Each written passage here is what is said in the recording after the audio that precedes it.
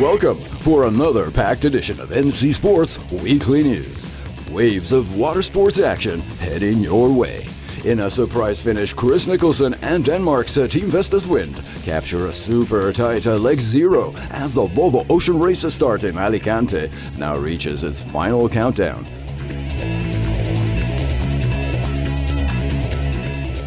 Mania in Germany explained. Lucia Metzbauer is on the Baltic Sea for the sensational Killerfish challenge in Pelzerhaken.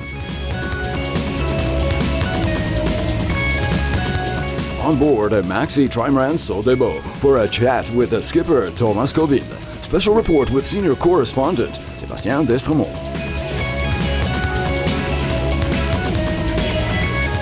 Never underestimate the Kiwis. Team Barker and ETNZ push the championship leaders to the ropes in Istanbul for Act 6 of the Extreme Sailing Series.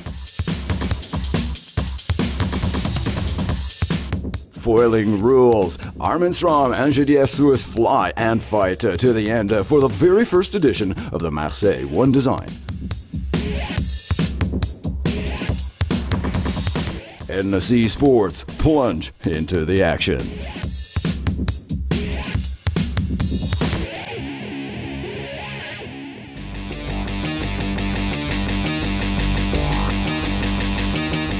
Against all forecasts and with just 2 months preparation, Team Vestas Wind, the brand new Danish entry led by Chris Nicholson, nabbed a huge victory in leg zero of the Volvo Ocean Race.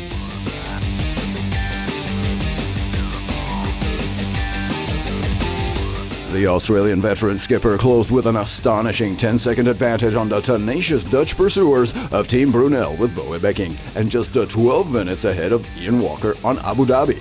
Plenty of evidence that this edition of the BOR will not only be extremely competitive, but most likely full of surprises. This round trip from Alicante to Palma de Mallorca was just a preamble to the real start of this legendary round-the-world regatta set for next October 4th.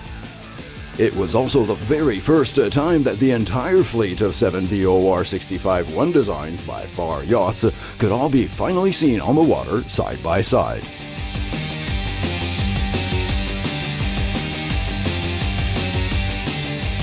Five teams already successfully proved themselves in tough conditions at the Round Britain and Ireland race, with speed records crumbling at the hand of Abu Dhabi and Team ICA. Here, in the light and shifty conditions of Spain's Mediterranean, leg zero offered a completely different, though equally demanding scenario. The boats are identical, they're fast and reliable, so now it will all be up to the crews and their next 40,000 nautical mile quest. With the cannon blast just hours away, one thing is for sure. This will likely be one memorable Volvo Ocean Race.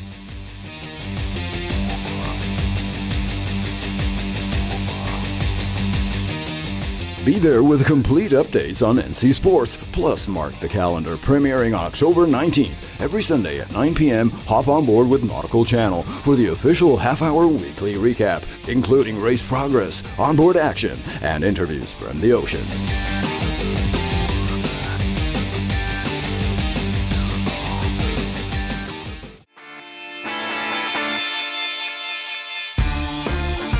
Host Lucia Metzbauer was on the Baltic Sea recently for special coverage of the awesome Killerfish German sub-challenge, coming soon on Nautical Channel.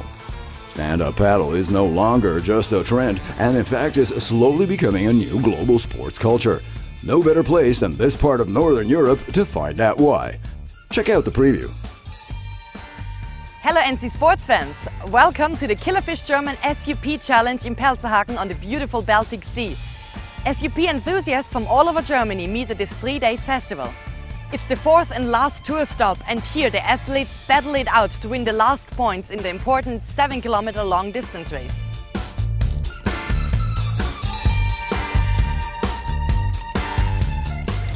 SUP is growing all over the world. How does the German public respond to this trend? Germany is a culture of water sports, and that's the reason why they are super happy about stand-up paddling. Stand-up paddling is definitely in Germany with France together the biggest market in Europe, behind the American market and Australian market. It's really popular right now. And what do you think is so special about the sport? Why it's so popular? Special is that it's so easy to do. It's easy to learn. You can do it in any place. Germany have millions of water, lakes, rivers. We have the Baltic Sea, and you can do it as a family. You don't need an experience before. You don't need to be a windsurfer or a sailor. Only grab the board, go on the water and paddle.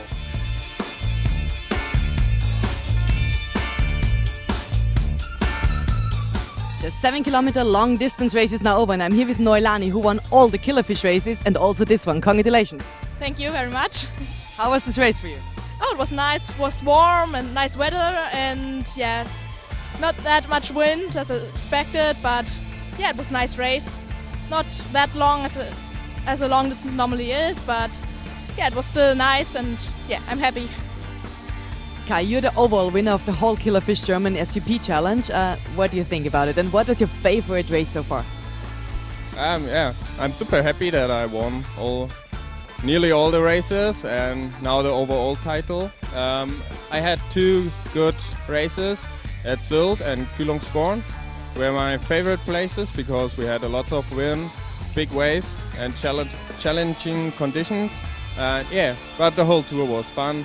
A lot of fun people, and all the crowd is cool and it's fun.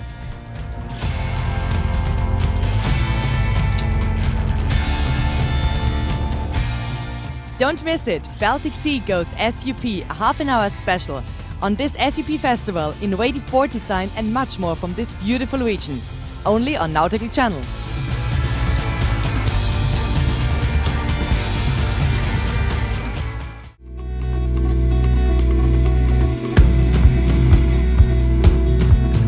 Thomas Coville and his team are welcoming us on board the new Sodebo during the Plastic session held in La Trinité-sur-Mer in Brittany. But Thomas is kind of busy right now, so we'll catch up with him a little bit later. Thomas, today training session. What was the goal of the training session today? Today was quite special. It was the first time I was training for the start of the Road du Rhum by myself on the Sodebo team, which is quite rare to get the time to make yourself ready for such an event. And it was the first time we've done that exercise with Jean-Luc. So we've made quite a perfect start. That was a very good first one. Yeah, very good first one. The Road du Rhum is just a few weeks away. 6 weeks from now, so it's very short. Very short. Where are you at now with your preparation? I think we had quite the best preparation we can. The project started about 14 months ago, and we rebuilt totally Geronimo and makes a Sodebo team. And since the launch, we didn't have any problem, even structural. So it makes us very happy. We launched about the 19th of May. And since that time, we spent about 6 weeks in La Trinité, where we are today. And we've done also 2 transatlantic, one by crew and one by myself. So it was a very good training session for us. Thomas Coville is as ready for his, how many Road du Rhum? I should not say that. Yeah, it's a 5th. 5th Road du Rhum. Yeah, yeah. A long career. Yeah, long career. Yeah, yeah. But you're as ready as you can be.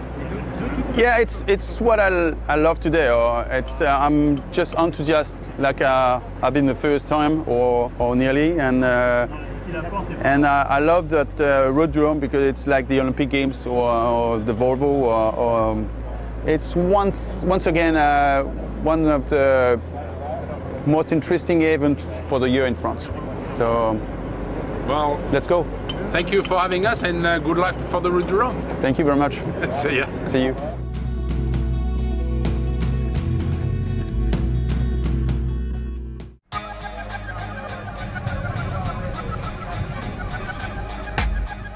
Breaking the 2-year spell on the Extreme Sailing Series that seemed to linger forever, Emirates Team New Zealand wedged in between the leaders to take Act 6 in Istanbul with a surprise victory in the final Sunday race. Just wrapped with the way the guys sailed all week.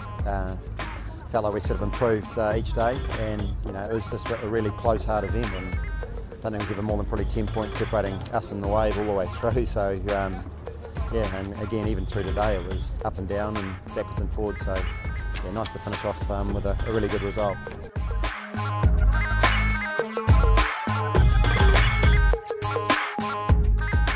The ongoing duel between Alicante and reigning champions the Wave Muscat may have in fact become a handicap here on the Bosphorus Strait, and clearly the Kiwi fighting spirit was properly incensed after their last dismal August performance in Cardiff.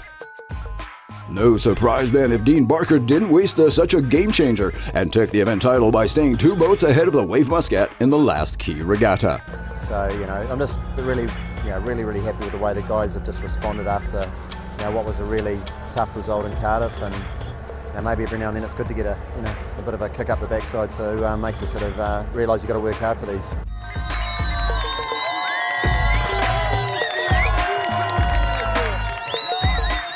With this success here in Istanbul, Barker and ETNZ are now back in third for the championship podium, while Morgan Larson and Leigh McMillan keep battling for the top on a scant 1-point gap favoring Alicante. Stadium racing format, 12 international teams, and the very best pros in the world. The Extreme Sailing Series is now down to the last 2 events of 2014.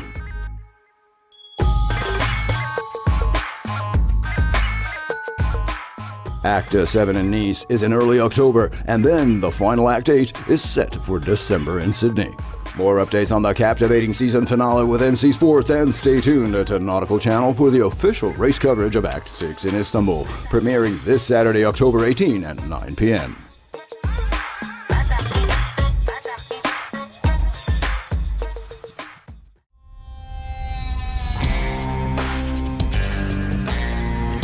The sensational GC32 Foiling Cats held their debut event at the Marseilles One Design over the weekend, and the famous waterfront once again provided a phenomenal racetrack for this budding sailing circuit. The small but fiercely competitive fleet of 3 faced a mix of both extreme and light wind conditions for this new speed sailing event in the south of France.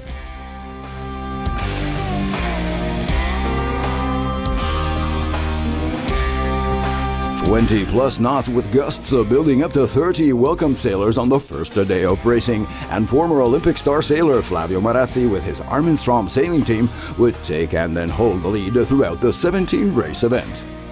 This was no walkover, as the Swiss crew did have its hands full trying to hold back the strong locals on GDF-Suez, with America's Cup veteran Sebastien Cole on tactics and Sebastien Rogues on helm. They did pack 7 straight wins, yet this would simply not make up for missing the start line on the first 2 races.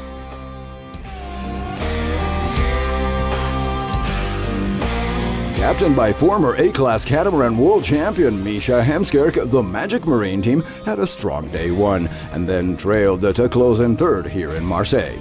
The Dutch, however, did have the precious advice of multi-hull guru Loïc Perron as onboard guests for day 2.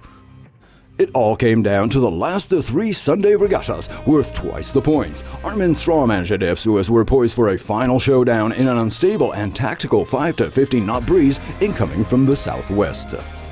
Marazzi's Amrin Strom didn't just sit by and won a crucial penultimate race.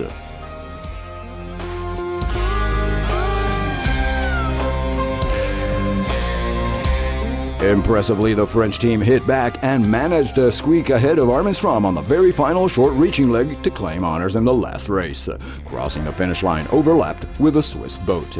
Still not enough, as Marazzi's crew took the overall win of this first Marseilles One Design with a solid 8-point margin.